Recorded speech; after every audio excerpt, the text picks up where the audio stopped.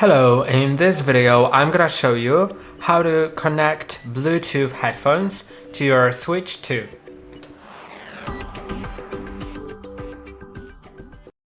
If you wanna connect Bluetooth headphones to your Switch 2, you should first go to the settings. I'm already here, but go to the settings and then go to Bluetooth audio. I'm gonna remove my headphones. And then go to pair device. Now, put your headphones into pairing mode.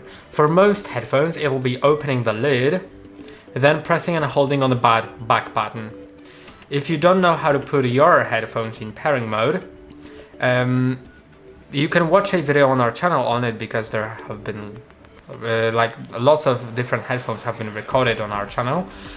So yeah, and now you can click on the headphones here. And now they are connected, you can use them. And that's basically it for this video. I hope the video is helpful. Don't forget to like and subscribe, and see you in the next one.